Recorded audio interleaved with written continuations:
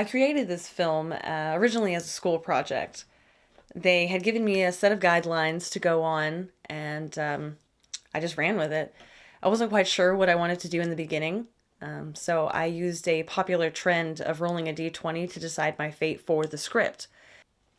I had kind of run out of ideas. I was trying to come up with about a script a day using the d20 to roll for various beginnings, middles, and ends. But nothing I was rolling for really came out clear, so I just eventually decided to use the d20 rolling as the storyline. One of the reasons that I decided to use a d20 to roll for outcomes is because I had recently started playing a game called Dungeons and Dragons. D&D is a tabletop game that my friends and I had been playing for a couple of months prior. I got really into the storyline and the campaign, and I wanted my story to sort of resemble how you would roll a d20 to decide the outcome for your story. So in pre-production, I created things such as a spec script, which is a rough draft. I created a shot list, a storyboard. I wanted to be as detailed as possible so that I could make sure to get my vision across, especially because I was going to be bringing that material to the musical composition when it was ready to be made. Why are there no words in your film? So the reason that there are no words in my film originally is because I was challenged by a friend not to have any words at all. I think the reason that she did that was because I was just getting so frustrated working with the script and trying to put in the words that I really wanted to. I couldn't get across how I wanted to say things. So my friend just simply challenged me to not put any words in at all. And I think the creative juices just started flowing.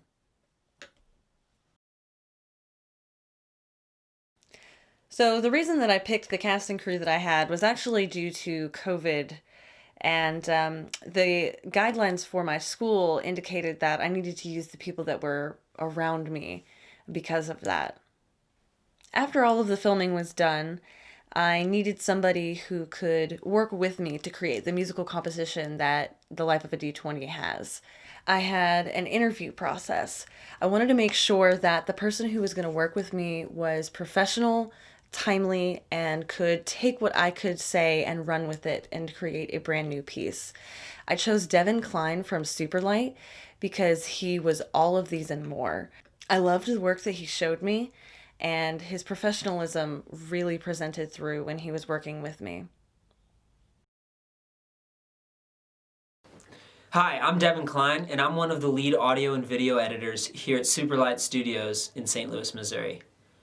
Recently, I worked on The Life of a D20 with Katherine Driskell as the producer and director. I'm Cass, and I was shadowy figure 2, and a crew hand of a poor college student, so we pretty much did everything ourselves. All the technical aspects, the editing and everything, that was Katherine, that was all her. Lights, working with the animals, getting things set up and where they needed to be, that's me, and our other friend, Billy. My name is Billy Wetter. I am the actor who played the shadowy figure or dungeon master for Life of a D20. I also helped out as the boom operator for a couple scenes in the same film.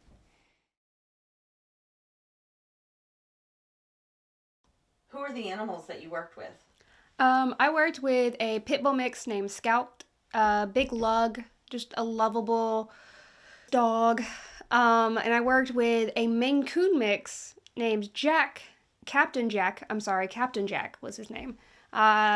Stubborn as all get out. He was 17 years old, definitely did not want anything to do with these lights, these cameras, just wanted his treats and to be on his merry, merry little way. How did you get the animals to cooperate with you on set? Lots and lots and lots of treats. Making sure I had plenty of time to sit there and work with them, plenty of time to let them relax if they were tired of dealing with it. Animals are different than people. You can't talk to them. You can't tell them, hey, give me 5 more takes and we're done. When they're done, they're done. Developing a relationship with them was really important, having them trust me, having them understand that me messing with them was not me trying to play, it was trying to get a shot done. And also making sure they had lots of time for breaks. because, you know, you throw a small die or ball towards a dog and they're immediately going to go, oh my god, we're playing. And then you spend about 10 minutes getting a dice out of a dog's mouth. Scout was easy. We just, you know, treats on the ground, treats, throwing, and I don't know, you can tell our little Easter egg of him very obviously not having anything in his mouth on the run up the stairs. Just a very happy dog, panting the whole time. That was entertaining. Jack was 90% treats. Jack was lots of rolling around the D20 in just a bag of food and trying to get the smell on there and trying to get him interested in the die. And cats are a joy to work with, as long as you understand they're like a 4-year-old that wants nothing to do with what you're saying. How was it handling the animals on set? Handling the animals was actually really entertaining. I'd have to say that Scout was probably one of the more fun sides of playing with the animals, handling them. We had a moment where getting him to run in and out of the room, and one of the scenes was him running in and outside, and one of us would have to stay inside with a treat to keep him there, and then one of us would have to sneak outside of the door so he didn't see the other person going outside, because he was very friendly, very social, wanted to be around everyone. Captain Jack was lazy in a way. More, I think that attributed to his age. You know, 17 years old, what are you going to tell that cat? So getting him to do things your way wasn't always the fun part. But treats were great. Food was great. Very food motivated. Had no problem chasing treats. 16, 17 takes in, we get one potentially good shot. That was a blast. But he's so sweet. He's so loving. He loves attention. He'd much rather be held than be in front of a camera. Really, the Easter eggs that are in my film are personal Easter eggs, and these Easter eggs come from the actual D&D campaign that I played with my friends. The reference of the dog is in relation to the fact that my character has a hyena, a giant hyena, and the cat specifically because another one of our campaign players has a menagerie of animals. And one of their favorites actually being a blink hound and a, what is it? Displacer beast. A displacer beast. And the displacer beast is actually a cat. So little Easter eggs like that. So in the scene where I was picking up the source books and we were going through the room, you know, waking up that day, there are two little Funko Pop characters, which, very famous dark elf from people who might know D&D lore, and his panther companion. It was both, you know, something I had that was very D&D that could be part of the scene that I just thought would be add more credence to the whole picking up nerdy stack of books. But also we had some significance for the actual players. A large animal companion, one of our players has a large hyena that she rides, and it's sort of a nod to how animals have taken a large part of the campaign, because we also have a zoo traveling with another one of the players. The elf ranger is kind of also a nod to the player with the zoo, who is an elf. But and that was slight nod to that, slight nod to the world building that D&D already has in it. You know, we've got a couple of books from the Dungeon Master set placed out on our table, and yeah, just a couple of Easter eggs thrown in from the actual campaign that my friends have. My favorite scene was where Scout was running up onto the deck and he had this giant smile on his face. And, you know, the music is happy and uplifting, and, you know, they finally find the die and everything. And he's just a really happy dog. It's a really happy scene. It's just cute. My favorite scene had to be the one where I took a bit of a tumble as the character. We shot that one a few times just to get the fall angle and everything right. And at one point we played a bit of a joke by setting up a clip from YouTube and having a sound go along with the fall. Let me know when you're ready. Yeah? All right. And action! Oh my fuck, guys! That was planned. Just to try and get our director to laugh, and it worked. So that was probably my favorite. So practicing angles of fall was honestly weirdly fun.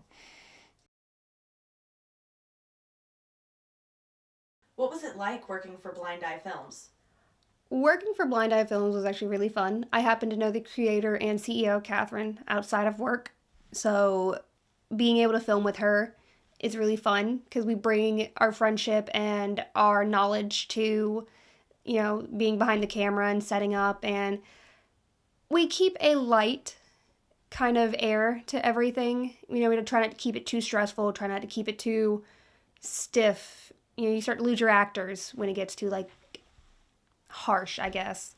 Anytime we had downtime, we'd be listening to these kind of scary stories called SCPs. That was really entertaining. Play little jokes here and there, play little pranks. Just keep everyone feeling like a family and like, you know, everyone's opinion mattered. Katherine is a great director. She is a lot of fun. She keeps on task, and she's really good at letting you know what you need to do, you know, where you're messing up, and how to fix it, but without being those overbearing, down your throat kind of directors. It was a great experience, and I would love to work with her again on another production. Working with her was easy and fun at the same time because she's very honest about what she thinks, and she's great at giving feedback. She was able to let me be creative in the ways that I wanted to be when making the score, but also she told me when she didn't like something. And rather than any argument or us disagreeing too much, we were able to find compromise, and that's a great thing to find in a producer because a lot of producers nowadays, they have an idea in mind, and it's hard for them to see past it. But something that Katherine obviously had in mind was that it takes a team to create something, and different people are skilled at what they do, and it's great to use people's strengths together to make an awesome production. It was a good experience. I'm not an experienced actor in any means. I was the first time doing anything like that, but it was not as confusing as it might have been had I not had clear direction, considering that I don't know what I'm doing without that direction. It was not something I had to be confused about, you know, what was expected of me. It was concise instruction, clear direction, and I knew what was wanted in each scene. I knew what we were aiming for, which I feel is important always, but especially when you're dealing with newer actors. But it wasn't as confusing as I had worried it was going to be. It was very clear what it was expected of me. It was very concise direction, and it definitely helps that I was working with, you know, both friends and people that I could get along with, which I feel like a certain amount of chemistry with your crew is probably massively important. It was a lot of fun. Definitely a lot of fun. It wasn't taken too seriously. I mean, obviously serious in what we were doing, but there was room for if things happened silly, that it wasn't, you know, the end of the world. It was, we're going to laugh, we're going to let the steam off and roll with it, which I think was honestly a very professional way to handle things, because I feel like if you're going to take things too seriously, it's got to be the mark of either you're too new a director or too tight of a director. You need to be able to roll with it, and that's how our director handled things, which I really appreciated.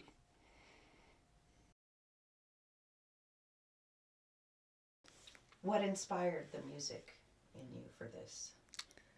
Let's see. The inspiration for the music came to fruition while filming.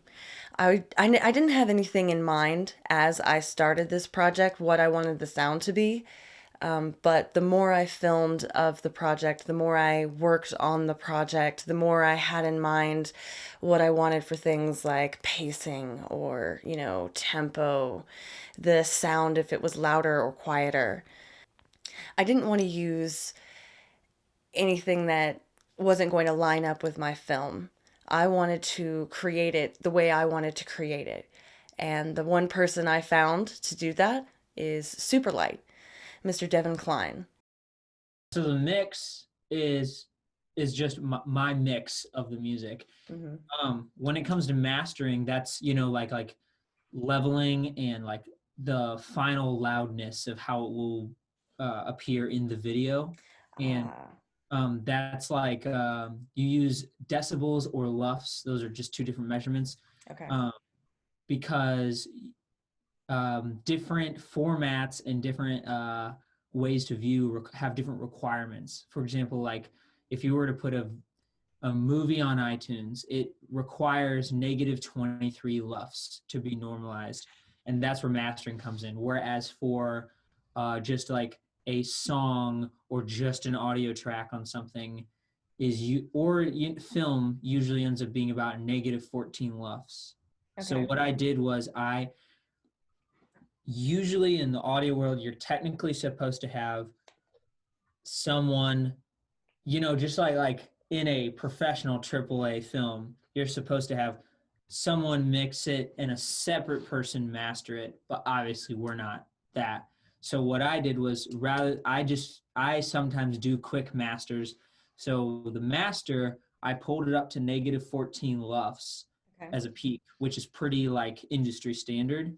So that's really the only difference between the mix and the master. Some people like to get particular about it and have someone else master, because the idea is that you wouldn't edit your own book. You would hire someone to edit the pages you wrote.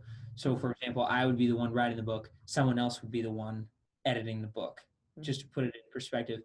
But that doesn't mean some people don't edit their own books.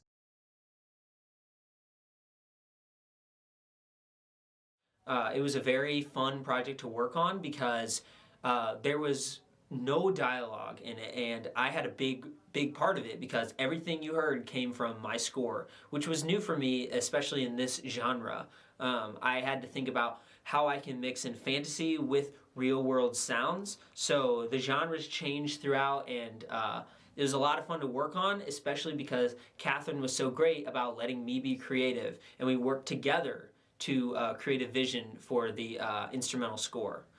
I thought what we ended up with worked well with what she shot. She did a great job on her end with the shots and with the story, and it made my job really easy. Overall, I had a great time working with Katherine Driskell and think she's great at what she does and can't wait to see what she does in the future. I also really enjoyed our final product just because I didn't, in my head, have any idea of how it was really going to look put together. I knew what I had read, in the script sheet, but seeing the completed image at the end is a whole different thing. And, while it was definitely, oh yeah, that's what we were doing, that's what we were aiming for, that's awesome, it was also just really fun to be part of something and see it all come through and be like, oh wow, I was part of that. That's really interesting.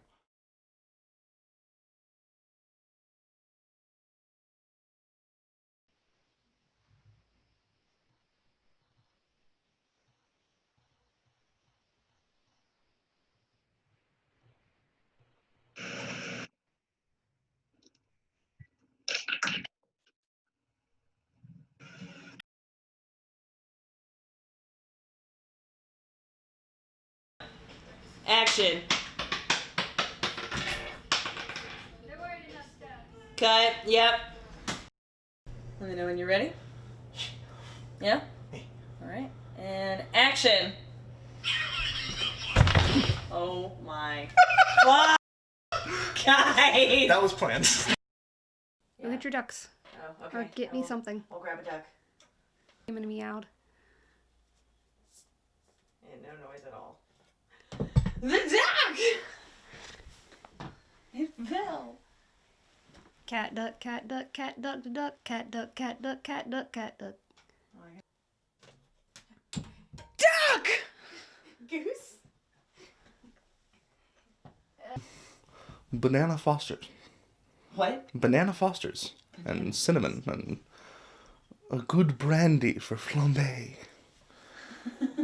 Port wine.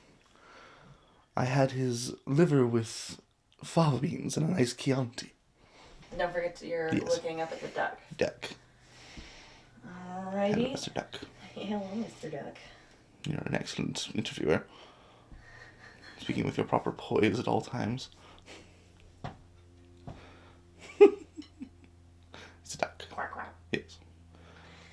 Meowk. Oh, yeah. Meowk. Duck, camera, duck, camera. Camera, duck. Camera duck. Cat duck, cat duck, cat duck. Yeah, right. Um, What else exists? Nothing. It's all cat duck all the time. All cat duck all the time. it's, Yeah. it's a little squeaky, but you know, it's cat duck. Bet. Sphinx of black quartz, hear my oath. Indeed. I can't talk. That's okay. You want to have a drink of water? Or something? No. Okay. I want whiskey. Can't get you whiskey right now, unfortunately. Is that only for the director?